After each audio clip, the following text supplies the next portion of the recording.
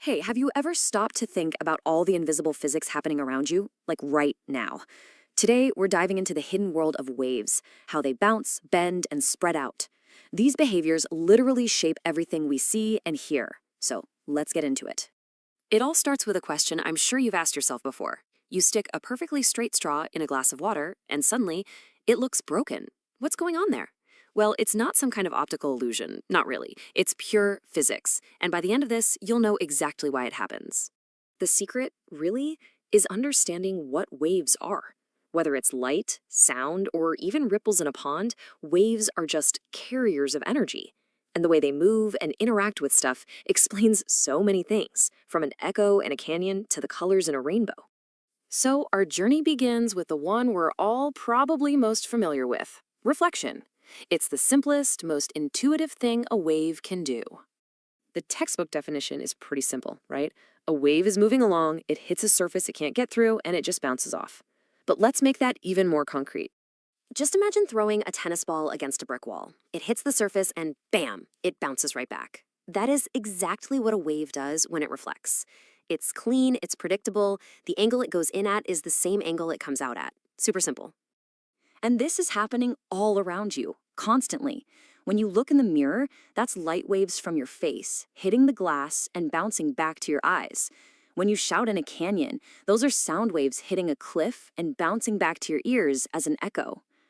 Okay, so if reflection is a wave bouncing off a surface, what happens when it actually passes through it into a new environment? Well, that brings us to refraction. And it's all about one thing: a change of speed. So here's the key idea. Refraction is the bending of a wave, and that bend is caused that it change in its speed. When a wave goes from one substance, or medium, to another, say from air into water, it slows down or speeds up, and that forces it to change direction. Here's a great way to picture this. Imagine you're pushing a lawnmower across your driveway, nice and straight. But then you hit a big patch of thick, muddy grass at an angle. The right wheel hits the mud first and slows way, way down. But the left wheel? It's still on the pavement, going fast. So what happens? The whole lawnmower pivots, it turns. That turn, that is refraction. And that's exactly what happens to light. It's zipping along super fast through a light medium like air, but the second it hits something denser like water, it slams on the brakes. And that sudden change in speed is what forces the wave to bend its path. So, to put it simply, the density of the material determines the speed of the wave.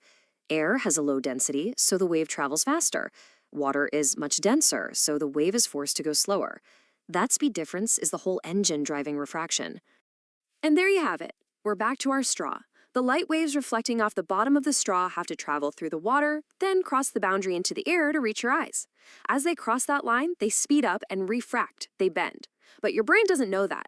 It just sees the bent light and assumes the straw itself must be bent. Pretty cool, right? All right, so we've covered waves that bounce off things and waves that bend by going through things. But what happens when a wave needs to get around an obstacle or squeeze through a tiny opening? Well, that brings us to our final concept: diffraction.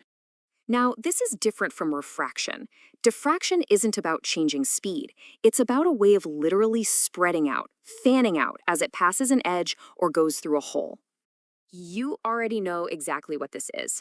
Think about it. You're sitting in one room and someone calls your name from another room around the corner.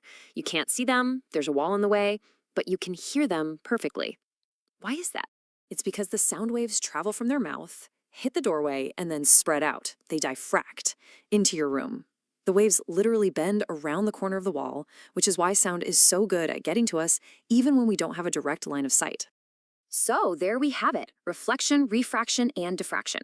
Now that we kind of get the rules of the road, let's just take a quick look at how they are constantly shaping the world around us. Seriously, think about it. Reflection gives us mirrors and echoes. Refraction is the magic behind the eyeglasses that let many of us see clearly, and it's what splits sunlight into a rainbow when it passes through raindrops. And diffraction? That's not just hearing around corners, it's how your Wi-Fi signal bends around furniture to get to your laptop. It's even used by scientists to figure out the shape of molecules. So here's the big takeaway. These three simple behaviors, bouncing, bending, and spreading, aren't just abstract ideas from a physics class. They are the fundamental rules that govern how we perceive light and sound. They are the basis for so many technologies we rely on every single day. And that kind of leaves us with one last big question. Knowing that waves don't always travel in straight lines, knowing that they can bounce and bend and spread in all these incredible ways, it really makes you wonder, what are the true limits of our perception? What's out there, just around the corner, that we can't quite see yet, but might one day learn how to detect?